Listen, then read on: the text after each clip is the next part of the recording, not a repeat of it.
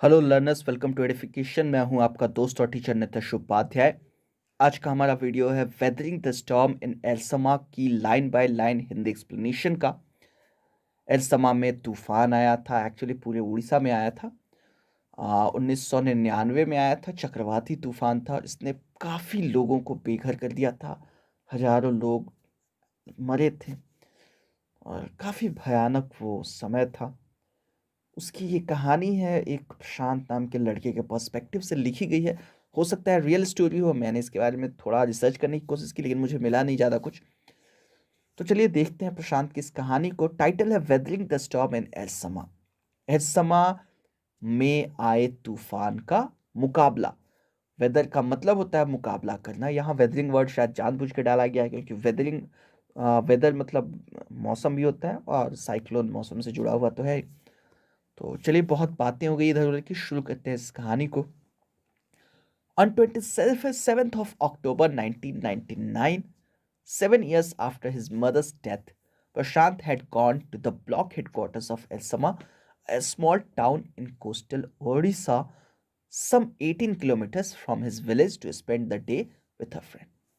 27 अक्टूबर 1999, लगभग 7 साल हो चुके थे प्रशांत की माताजी के निधन को। उस दिन 27 अक्टूबर 1999 को प्रशांत एल्समा गया। एल्समा जो कि ब्लॉक था, उसके ब्लॉक हेडक्वार्टर्स में गया, जो कि एक छोटा सा टाउन था कोस्टल उड़ीसा में। उसके गांव से 18 किलोमीटर दूर। ठीक है। To spend the day with a friend, अपने एक दोस्त के साथ रहने। एल्समा की ही कहानी है। एल्समा एक पूरा मतलब जो एरिया था उसका पूरा डिस्ट्रिक्ट है एल्समा शायद। और वहाँ वहाँ ब्लॉक हेडक्वार्टर्स जो था शायद वहाँ गया। मतलब जो भी ये कहानी एल्समा की है, तुम लोग एल्समा में ही रहेंगे। उसके गांव से 18 किलोमीटर दूर वो गया अपने दोस्त के साथ दिन बिताने। In the evening a dark and menacing storm quickly gathered. शाम में एक बड़ा ही गहरा काला, मेनेसिंग यानी कि भयानक, ऐसा लग रहा था कुछ अनिष्ट होने वाला है, वैसा एक तूफान बड़ी तेजी से आगे बढ़ा।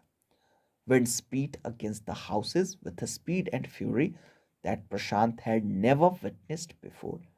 हवाएं एक ऐसे वेग के साथ टकराने लगी खिड़कियों से, दरवाजों से, मकानों से, एक ऐसे वेग के साथ जैसा प्रशांत ने पहले कभी देखा नहीं था। विंड कितनी खतरनाक हो सकती है, आपने पोम में भी पढ़ा था wind. Heavy and incessant rain filled the darkness. Ancient trees were uprooted and crashed to earth. Heavy यानी काफी तेज, और इंसेसेंट जो लगातार बारिश हो रही थी, तेज और बिना रुकी हुई बारिश उस अंधेरे को भर रही थी। एंशियंट यानी बहुत पुराने पुराने जो पेड़ थे, बड़े बड़े, जिनकी जड़ें अंदर तक घुस चुकी थी, वैसे पेड़ अपरूटेड, जड़ से उखड़ चुके थे। And crashed on the earth, जड़ से उखड़ उखड़ के आके जमीन पे गिर रहे थे वो सारे। Screams rent the air as people and houses were swiftly washed away. हवाओं में चीखों की आवाज हर तरफ गूंज रही थी। लोग और घर तेजी से बहे जा रहे थे। The angry waters swirled into his friend's house neck deep. जो पानी था बड़ी तेजी से, यहाँ एंग्री वाटर से एम्फेसाइज किया है उन्होंने कि पानी का वेग कैसा था। इतना तेज वो पानी आया और घूम फिर के घुस गया उसके दोस्त के घर में। कहाँ? प्रशांत के दोस्त के घर में। नेक डीप, गले तक आने लगा वो पानी, इतनी तेजी से बढ़ा। The building was of brick and mortar and was strong enough to survive the devastation of the winds velocity of 350 kilometre per hour. वो मकान ईंट और गारे का बना हुआ था, और इतना मजबूत तो जरूर था कि 350 किलोमीटर प्रति घंटे से की भी तेजी की हवाओं को झेल जाए। But the cold terror of the family grew with the crashing of trees that had got uprooted and fallen on their house sometime in the middle of the night, damaging its roof and walls. लेकिन परिवार वालों का डर, ठंडा डर, तेजी से बढ़ता चला जा रहा था, जैसे जैसे पेड़ उड़ उड़ के आ रहे थे और टूट टूट के गिर रहे थे। खासतौर पे वो पेड़ जो रात के किसी आधी रात में कभी उनके घर पे गिरे थे और दीवारों को और छत को क्षतिग्रस्त कर दिया था, डैमेज कर दिया था, तोड़ दिया था। The crazed destruction wrought by the cyclone and the surge of the ocean continued for the next 36 hours, although wind speeds had reduced somewhat by the next morning. ये जो भयानक तबाही का नज़ारा था, जो ये चक्रवाती तूफान लेकर आया था, उसने ऐसा लगता था जैसे पूरे समंदर को उठा के इनके घर पे डाल दिया है। सर्ज ऑफ द ओशन, यहाँ पे जो समंदर था उसके उमड़ाव को कहा गया। समंदर भी उमड़ रहा था, ठाठे मार रहा था, लहरें तेजी से बढ़ी आ रही थी। ये सब कुछ चला अगले 36 घंटों तक। अब सब कोस्टल एरिया था, तूफान था, तो वाजिब सी बात है समंदर का पानी भी उछल उछल के आ रहा होगा। एक तरीके का वो समुद्री तूफान ही था। तो हवाएं टकरा रही थी। 36 घंटे तक ये सब कुछ, ये पूरी तबाही चली। हालांकि हवाओं की रफ्तार थोड़ी बहुत कम हो गई थी अगली सुबह तक। To escape the waters rising in the house, Prashant and his friend's family had taken refuge on the roof. घर में जो पानी बढ़ रहा था तेजी से, उससे बचने के लिए प्रशांत और उसके दोस्त के परिवार वालों ने छत पर शरण ले ली। Prashant will never forget the shock he experienced at his first glimpse of the devastation wrought by the super cyclone in the grey light of the early morning. प्रशांत कभी नहीं भूलेगा वो सदमा जो उसे महसूस हुआ था जब उसने उस तूफानी हवाओं के तबाही के नज़ारे को पहली बार देखा था। वो तबाही जो ये सुपर साइक्लोन लेकर आया था। जब उसने ये नज़ारा किया भोर की हल्की रोशनी में, धुंधली रोशनी में, तब जो उसे सदमा लगा उसे वो कभी भूल नहीं पाएगा। A raging, deadly brown sheet of water covered everything as far as the eye could see. Only fractured cement houses still stood in a few places. एक ऐसा उछलता हुआ, रेजिंग यहाँ पे गुस्से में जो लोग होते हैं कहते हैं रेजिंग मतलब तेजी से बहता हुआ के सेंस में शायद यहाँ है। खतरनाक, डेडली होता है। भूरी परत बिछ गई थी पानी की चारों तरफ, जिसने हर चीज को ढक लिया था। जहां तक आप नजर जाती थी आपकी, वहां तक हर चीज एक भूरे पानी से जो तेजी से बहा जा रहा था ढकी हुई थी। सिर्फ कुछ इक्का दुक्का जगहों पे कहीं कहीं टूटे फूटे घर खड़े थे। Bloated animal carcasses and human corpses floated in every direction. हर दिशा में फूले हुए जानवरों की लाशें, इंसानों की लाशें बही जा रही थी। जिधर भी आपकी नजर जा रही थी, हर दिशा में पानी में मरे हुए इंसान और जानवर बहे जा रहे थे। All round even huge old trees had fallen. चारों तरफ यहाँ तक कि जो बड़े बड़े पेड़ थे, बड़े बड़े एकदम विशाल, वो भी गिर पड़े थे। 2 coconut trees had fallen on the roof of their house. 2 विशाल नारियल के पेड़ भी टूट के आके गिर गए थे उनके घर की छत पे, प्रशांत के दोस्त के घर की छत पे। This was a blessing in disguise because the tender coconuts from the trees kept the trapped family from starving in the several days that followed. ये पेड़ों का गिरना एक तरीके से उनके लिए वरदान साबित हुआ। ब्लेसिंग इन डिस्गाइज, कोई छुपा हुआ वरदान जो आपको ऐसा लगे कि ये शायद मुसीबत थी एक तरीके की, लेकिन बाद में पता चले अरे ये तो आपके लिए फायदे का सौदा था। तो ये पेड़ों का गिरना, नारियल के पेड़ों का गिरना उनके लिए एक तरीके से वरदान साबित हुआ, क्योंकि कच्चे नारियल जो थे, हरे नारियल, टेंडर कोकोनट कहा जाता है जिनको, उन्होंने इस परिवार को आने वाले कई दिनों तक भूख से बचाए रखा। ये परिवार जो ट्रैप्ड था, जो फंस चुका था, सारे ही लोग फंस चुके थे उतने पानी में, नीचे उतरने की कहीं कोई जगह नहीं थी। पानी तेजी से बहा जा रहा था, पहले ही raging deadly brown sheet of water कहा हुआ है ना। For the next 2 days, Prashant sat huddled with his friend's family in the open on the rooftop. अगले 2 दिनों तक प्रशांत अपने दोस्त के परिवार वालों के साथ इकट्ठा वहां बैठा रहा, खुले में उस छत पे। They froze in the cold and incessant rain. The rainwater washed away Prashant's tears. वो लोग ठंड से ठिठुर रहे थे उस ठंडी और लगातार हो रही बारिश में, लेकिन उस बरसात ने प्रशांत के आंसू भी धो डाले थे। वो रो तो रहा था, लेकिन बरसात का पानी उसके आंसुओं को अपने साथ बहा ले जा रहा था। The only thought that flashed through his mind was whether his family had survived the fury of the super cyclone. Was he to be bereaved once again? बस एक ही विचार उसके दिमाग में रह रह के कौंध रहा था कि उसका परिवार क्या इस तूफान की तबाही से बच पाया होगा? क्या उसे एक बार फिर दुखों का सामना करना पड़ेगा? बेरीव्ड का मतलब है शोकाकुल होना। क्या उसे एक बार फिर शोकाकुल होना पड़ेगा? एक बार फिर क्यों कहा गया है?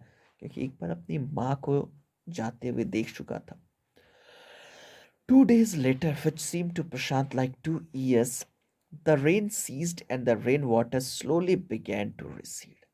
2 दिन बाद, वो 2 दिन जो प्रशांत को 2 साल की तरह लगे थे, आखिरकार बरसात रुकी और बरसात का पानी धीरे धीरे घटना शुरू हुआ, पीछे हटना शुरू हुआ। प्रशांत was determined to seek out his family without further delay.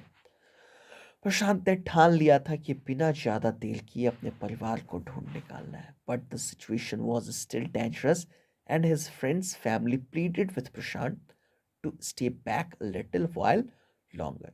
लेकिन परिस्थितियां अभी भी काफी गंभीर थी, काफी खतरनाक हालात थे, और प्रशांत के दोस्त के घर वालों ने उससे निवेदन किया कि बेटा थोड़ा वक्त और हमारे साथ ही यहीं रुके रहो, अभी हालात बहुत खतरनाक है, मत जाओ।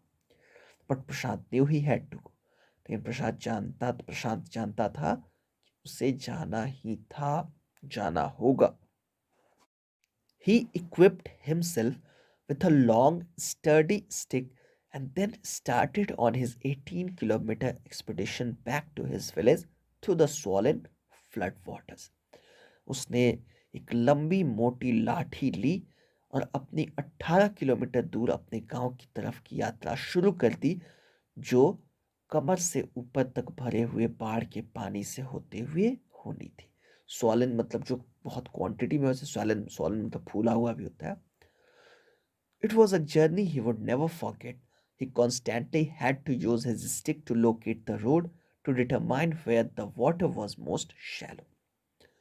ये एक ऐसी यात्रा थी जो वो कभी नहीं भूलेगा। उसे बार बार अपनी उस लाठी का इस्तेमाल करना पड़ता था, ये देखने के लिए कि सड़क कहाँ है। सड़क का पता लगाने के लिए वो लाठी जमीन पे डाल के देखता था, ये देखने के लिए कि कहाँ पानी कम है, कहाँ पानी ज्यादा है। Where the water was most shallow, जहाँ पानी सबसे कम होता था, शैलो मतलब छिछला, वहां से वो पांव आगे बढ़ाते हुए निकलता था। At places it was waist deep and progress was slow. कहीं कहीं कमर तक पानी था और चलना बड़ा मुश्किल था। At several points he lost the road and had to swim. कई जगहों पे सड़क थी ही नहीं और उसे तैर के जाना पड़ा। After some distance he was relieved to find two friends of his uncle who were also returning to their village. They just decided to move ahead together. कुछ दूर जाने के बाद उसे राहत पहुंची जब उसने देखा कि उसके मामा, अंकल, या हो सकता है चाचा भी हो, क्योंकि आपको पता ही होगा इंग्लिश में चाचा, मामा, फूफा, मौसा सबके लिए अंकल होता है। तो उसके अंकल के दो दोस्तों को देख के उसे राहत पहुंची। थोड़ी दूर पर वो दिखे जब वो लोग भी गांव की तरफ लौट रहे थे। They decided to move ahead together. उन लोगों ने एक साथ ही आगे बढ़ने का निर्णय लिया। As they waded through the waters, the scenes they witnessed grew more and more macabre. वेड का मतलब ही होता है धीरे धीरे, मतलब गहरे पानी में, एक तरीके से पानी में फंस के धीरे धीरे जब आप चलते हैं ना, आपके पाँव, उसको वेडिंग कहा जाता है। तो वो लोग पानी में धीरे धीरे फंस फंस के बढ़ रहे थे आगे की तरफ। जो नज़ारे उन्हें देख रहे थे, द सीन्स दे विटनेस्ड ग्रू, वो नज़ारे और होते चले गए, मोर एंड मोर मकाब, और ज़्यादा से ज़्यादा भयानक। इसको मकाब पढ़ते हैं, मैकाबर नहीं पढ़ते हैं, ठीक है। They had to push away many human bodies, men, women, children, and carcasses of dogs, goats, and cattle that the current swept against them as they moved ahead. तो नज़ारे जैसे जैसे वो आगे बढ़ रहे थे वैसे वैसे खतरनाक होते जा रहे थे, भयानक होते जा रहे थे। उन लोगों को लाशों में रास्ता बनाना पड़ रहा था, लाशों को धक्का देके, बच्चों के, बड़ों के, मर्दों के, औरतों के, कुत्तों के, बकरियों के और जानवरों के जो मृत शरीर थे, मवेशियों के, वो धारा से करंट, जो धारा थी पानी की, वो उनकी तरफ लेके आती जा रही थी बहा के, और इन सबको दूर हटा के उन्हें अपना रास्ता बना के चलना पड़ रहा था। In every village that they passed, they could barely see a house standing. अब उस 18 किलोमीटर की जर्नी में बीच में कई गांव पड़े, लेकिन जिन जिन गांवों से वो गुजरे शायद ही कोई मकान अभी तक खड़ा था। प्रशांत now wept out loud and long. अब प्रशांत जोर जोर से रोता था, देर देर तक रोता था। He was sure that his family could not have survived this catastrophe. वो सोच समझ गया था कि उसका परिवार इस भयानक तबाही से नहीं ही बच पाया होगा। कैटास्ट्रॉफी कहते हैं, कैटास्ट्रॉफी तबाही भयानक होती है उसको कहते हैं। इवेंचुअली प्रशांत रीच्ड हिज विलेज कालीकुड़ा। आखिरकार प्रशांत अपने गांव कालीकुड़ा पहुंचा। हिज हार्ट वेंट कोल्ड, उसका दिल ठंडा पड़ गया, जम के रह गया। Where their home once stood, there were only remnants of its roof. एक वक्त में जहाँ जिस जगह पे उसका मकान हुआ करता था, उसका घर हुआ करता था, वहां बस उसकी छत के कुछ टुकड़े पड़े हुए थे। अवशेष, रेमनेंट्स को कहा जाता है। Some of their belongings were caught, mangled and twisted in the branches of trees just visible above the dark waters. उस काले गहरे पानी में उसे दिख रहा था कि उसका कुछ सामान, उसके घर वालों का कुछ सामान वहां पड़ा हुआ है, पेड़ों की शाखाओं के बीच टूटा फूटा फंसा हुआ।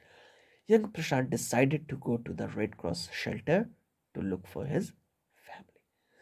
नन्हे प्रशांत ने निर्णय लिया कि चल के मैं देखता हूँ कहीं रेड क्रॉस के पास मेरे परिवार वाले जमा हो। अक्सर पहले हर जगह, अभी भी रेड क्रॉस तो हर डिस्ट्रिक्ट में है, शायद हर ब्लॉक में होता है, बट डिस्ट्रिक्ट में तो ऑब्वियसली होता है एक रेड क्रॉस, एक सदर हॉस्पिटल। तो रेड क्रॉस में ज़्यादातर लोग शेल्टर जमाते हैं मुसीबत के वक्त में। तो प्रशांत ने निर्णय लिया कि जाए रेड क्रॉस में और जाके अपने परिवार वालों को ढूंढे। अब यहीं पे रोक देते हैं हम लोग इस वीडियो को, 2 पार्ट में कर देते हैं, आसान होगा आपके लिए भी देखना। पार्ट 2 साथ में डला होगा, तो लिंक आप नीचे डिस्क्रिप्शन में चेक कर ले। मिलते हैं उस वीडियो में, तब तक के लिए stay safe, take care and keep learning. उम्मीद करता हूँ आपको ये लेसन समझ में आया होगा। अगर ऐसा है तो प्लीज़ लाइक का बटन दबाइए, वीडियो अच्छा लगा हो तो, और साथ में नीचे कमेंट करके हमें ज़रूर बताइए अगर वीडियो नहीं पसंद आया, या आप ये भी बता सकते हैं कि आप आने वाली वीडियोज़ में क्या चाहते हैं। शेयर ज़रूर कीजिए अपने दोस्तों के साथ अगर पसंद आया हो, और सब्सक्राइब ज़रूर कीजिए हमारे चैनल को।